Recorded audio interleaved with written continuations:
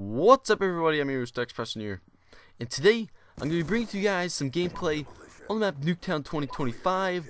And in this game, I'm going to be using an MP7, and the two attachments that I'm going to be using on my MP7 is going to be a stock attachment, and the other attachment I have on there is going to be the fast mag for some quick reloading and awesome quick action for you guys to watch. But in this game, I wanted to talk to you guys shortly about how you can get your first kill streak real easily, and some quick tips and advantages that you have against the enemy team while playing.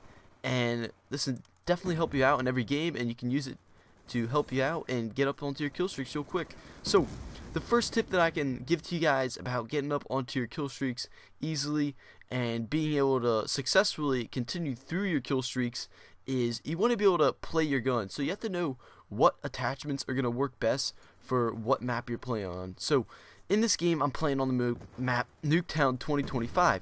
So this is a short range map, but it can also be used as a long range map from the garages and from the side of the houses. So there's different ways that you can play this map, but you have to play the map to the advantage of your gun. So this game type that I'm playing on Nuketown 2025 is demolition. So there's two real converging points that everyone's going to be moving in on, and those are the two bombs that everyone's going to be moving on in.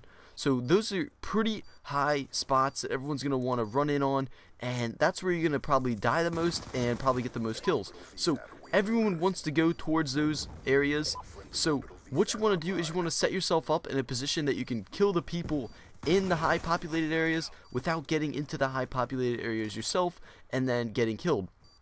Now, some quick tips if you actually have to get in there is you want to make sure that you can get in and get out safely. So while going into those high populated areas, you want to make sure that those corners and everything else is cleared before you go in there.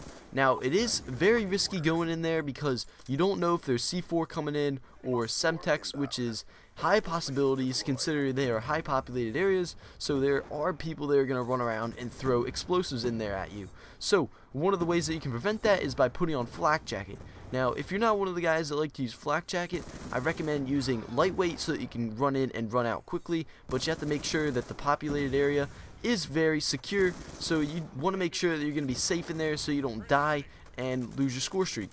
Now, another tip that I can give you guys for getting up onto your kill streaks real easily is make sure that your attachments that you're using on your gun are appropriate for the location that you're fighting in. So what I'm saying here is if you're standing in the middle of the map and you're firing at some kid who's standing somewhere else on the map, if you don't have the right attachments on, you're not going to get the kill.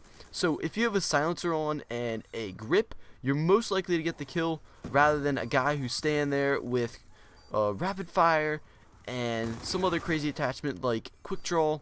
So you're more likely to get the kill rather than that kid because he has a gun that's going to fire more upwards and shoot towards the sky rather than your gun who has the grip on there, which is going to fire more straight and more accurate, so it's a lot easier to get the kill.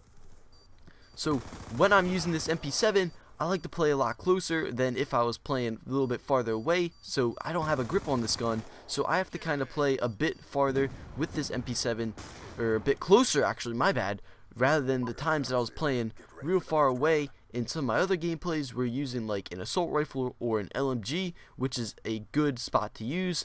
You can definitely tell there's a lot of different places that you can use different guns. Like the different windows are good for the assault rifles and LMGs and snipers, as is the close range going around the bombs and kind of moving around, laying behind the buses and things like that is really good for the SMGs. Now, the reason for this is the SMGs have a high fire rate and they can take out enemies real quick within the time that it takes for them to run around the bus.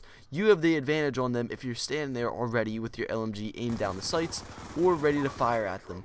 So right there was another great tip. If you didn't see that, I just drop shotted two kids in a row, which is a good idea because coming up on the enemy can be really difficult, especially when you're taking on two of them versus one. So that's two guns that can be firing at you with different accuracies, and you don't know how good the people are unless you're like stand there, lag switch, read their names and everything like that. Host migration, which typically doesn't happen every single gunfight that you're going to get into. So it's going to get pretty difficult every time you get into a gunfight. So my recommendation is changing your button layout so that it's on tactical, so that you switch your knife button and you switch your crouch button so that you can aim at the same time as you crouch. So crouching and standing up is a good technique that I use myself.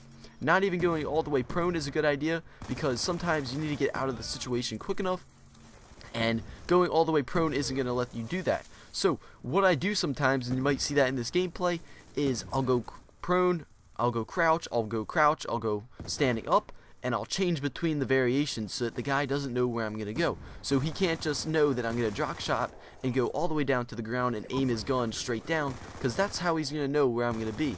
So instead, what I like to do is I like to switch up the variations of where I'm standing, so the elevation of my guy is different and he's not going to know where I'm going to be coming from, and then it's more likely for me to get the kill because he's not going to have great sights on me the entire time as I'm changing my elevation as I move throughout the map.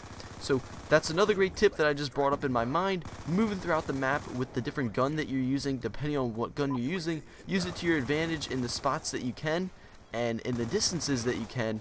And jumping around corners is a great advantage because it looks a lot different than just strafing around the corner.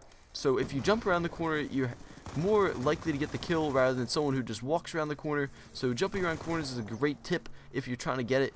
Some nice kills and some easy kills straight off the bat. But this game is coming to an end. If you guys liked any of the gameplay or the content or the commentary that I brought out to you guys, please remember to like and subscribe. Also follow me on Twitter to know when all of my videos are coming out. I always leave a link on my Twitter every second that my videos come out, so go check there and follow me on Twitter at xprestono.